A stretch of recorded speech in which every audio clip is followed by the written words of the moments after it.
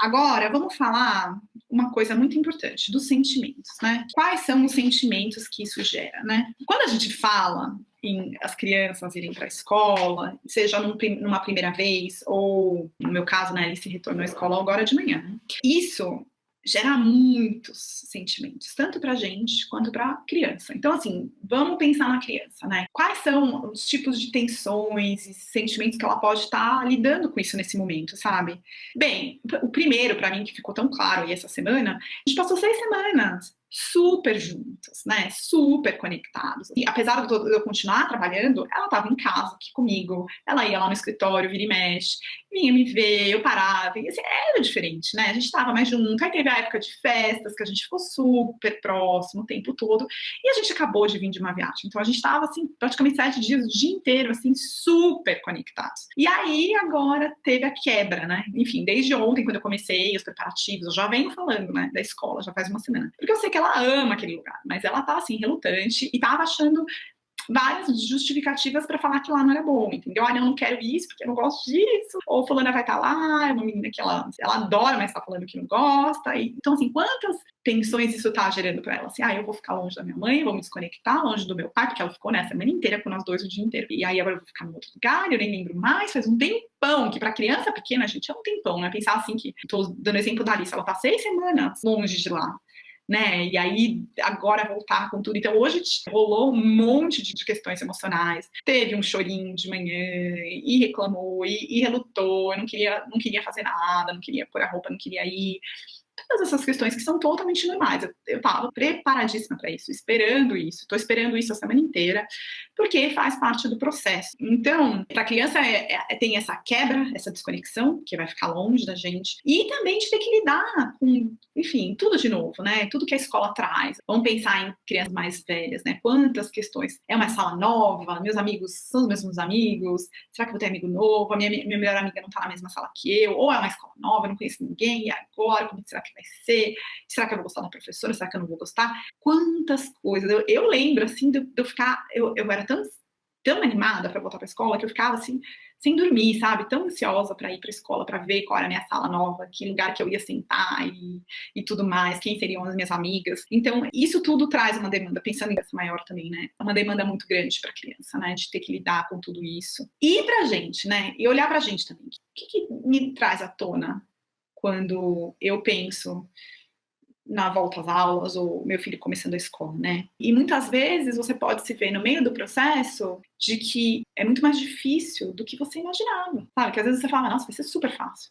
Ou, no meu caso, né, que eu achava que ia ser difícil e foi muito fácil. Então, são essas questões que podem vir à tona, né? Tipo, ai, meu filho cresceu, né? No meu caso era assim, ai, meu filho cresceu, meu Deus, cresceu, sabe? E uma coisa muito importante, gente, que eu gosto sempre de falar, sabe aqui que eu sempre falo aqui? Todas as nossas emoções e tensões emocionais que não foram escutadas quando nós éramos crianças, e que são muitas, né? Porque os nossos adultos de gerações antigas, nós estamos aprendendo a escutar as crianças agora. Ou seja, né, nós fomos bem poucos escutados, quando eu falo isso no sentido de emoções, né? Não no sentido de realmente só escutar o que a gente está falando, né? E aí, o que acontece? Muitas dessas tensões, dessas memórias, elas ficaram arquivadas, armazenadas no nosso cérebro, no nosso lado emocional. E essas memórias implícitas, né, que elas são implícitas, a gente está no inconsciente. Essas memórias, é como se elas fizessem uma nuvem e cobrisse a nossa habilidade de julgamento, de julgar, de tomar decisões. Então a gente fica um pouco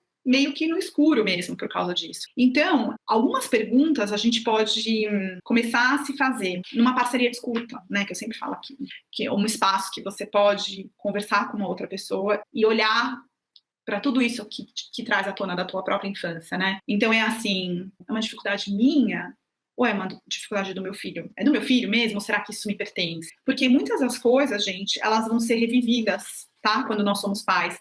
Então, assim, aí quais perguntas que eu sugiro você refletir com um parceiro, né? Como você se sente quando o seu filho demonstra sentimentos profundos em relação, né, à escola, por exemplo? Como que foi a escola para você, né? Como que era aquele processo? Isso tudo vai vir à tona, gente, tudo. Se a gente pensar assim, putz, eu fui para a escola com 4 meses. Eu fui para a escola 4 meses. Nossa, minha mãe tinha que trabalhar o dia inteiro. Eu ficava na escola 12 horas por dia. Então, talvez aquilo pra mim, quando eu penso nisso, meu coração acelera, sabe? Tipo, eu consigo até sentir assim. Ai, não quero que minha filha passe por isso. Ai, eu lembro que eu era muito querida pelas professoras, e isso era bom. Ou eu lembro que eu sofri muito bullying, por exemplo, né? Sofri muito bullying, acho que todas as crianças, né? Não sei, mas eu sofri muito. Então, assim, ainda não tá, ela não tá nessa fase, mas muito provável, quando ela estiver nessa fase, isso volte à tona forte comigo. Eu tive que mudar de escola por causa de bullying. Meu Deus, assim, foi uma coisa muito marcante para mim. E aí, isso vai voltar. Se você foi melhor aluno, se você não foi. Então, qual parte da sua infância, né, isso te remete, traz à tona das questões de escola, assim, como que foi a sua adaptação à escola? Como que eram os professores com vocês? Eles eram carinhosos? Né? Porque isso tudo vai inconscientemente voltar para você. E aí, talvez, a professora faça alguma coisa com o teu filho e você já fica, o que essa menina tá falando assim? Como que ela ousa falar assim com a minha filha? Mas você, nessa hora, tá totalmente nublada, porque não é você.